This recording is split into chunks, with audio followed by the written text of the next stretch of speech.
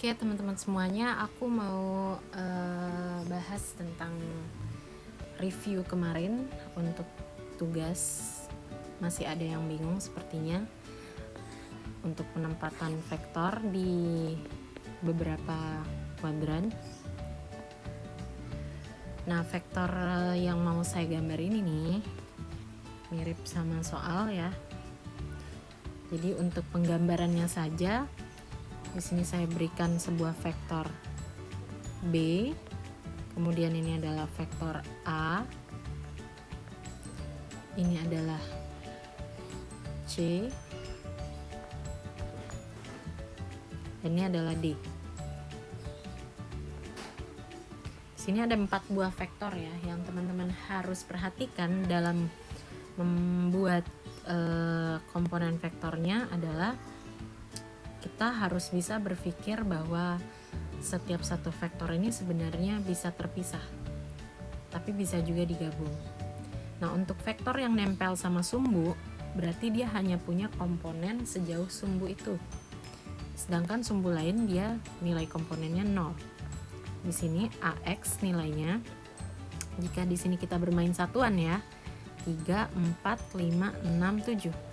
7 satuan. Nah, kalau misalnya di soal dikasih tahu dalam bentuk besaran lain, maka nilainya bukan satuan. Misalnya A itu nilainya 10 meter per second, berarti AX 10 meter per second. Dan di sini untuk sederhananya saya pakai satuan. Nah, kalau B, misalkan B di soal sudah ada 10 satuan, maka B itu bisa ditarik ke sini teman-teman. Nah, ini nilai BX atau penggambaran vektor BX di sebelah situ. Akan terlihat rumit kalau kita menyatukan semuanya menjadi satu. Boleh kok kalau misalnya kita mau pisah beberapa komponen dalam satu diagram masing-masing, itu boleh banget. Tapi buat yang sudah punya gambaran dan perhitungan sendiri, boleh juga disatukan seperti ini. Jadi BY ada di sini. BY ini adalah hasil transisi sesuai yang saya udah jelaskan tadi. BY ini ada di sini. Ya, tapi dia bisa berpindah ke sini. Nah, ini adalah BY. Jika theta yang diberikan untuk vektor B adalah 60 derajat misalnya, maka nilai BX dan BY bisa kita tentukan. BX adalah B cos theta karena BX adalah panjang sisi B di samping sudut ya. 10 cos 60. Dan BY adalah B sin theta, di mana B adalah 10 sin 60. 5 satuan dan 5 akar 3 satuan. Nah, untuk C sendiri teman-teman bisa melakukan hal yang sama seperti B. Kamu tinggal tarik ke bawah. Nah, ini adalah vektor CX. Kemudian CY di sebelah sini.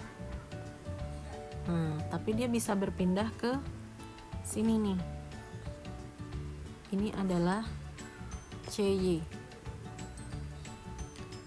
Untuk sudut C, tetanya itu kita taruh di sini, misalkan ya. Nah, untuk D, gambar D sendiri, teman-teman bisa tarik ke sini untuk vektor DY. Jadi dari sini ke sini DY, dan dari sini ke sini adalah DX.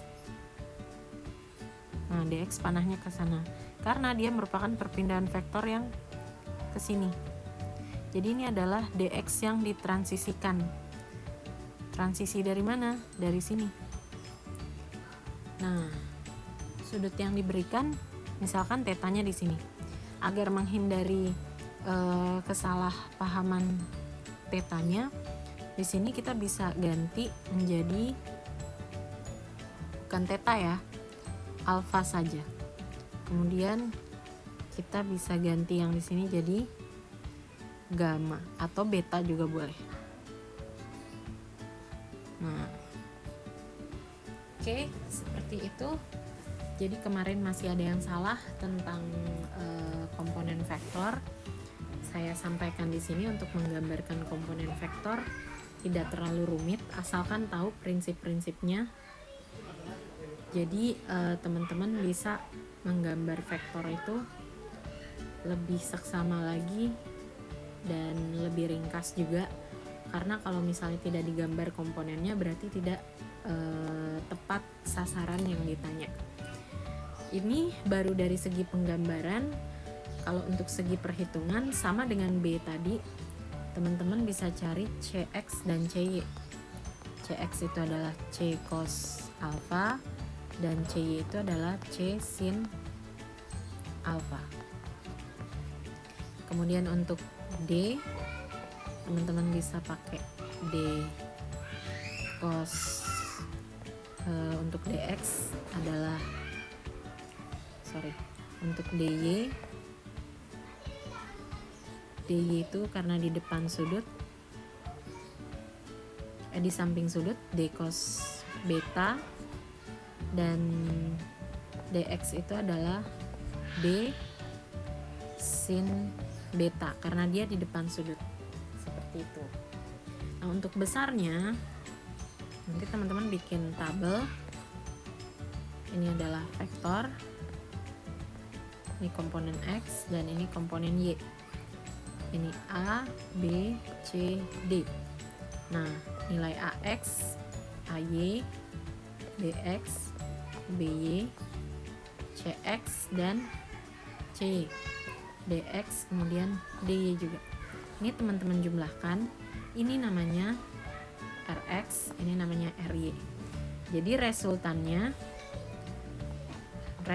vektor adalah R sama dengan akar Rx kuadrat ditambah Ry kuadrat.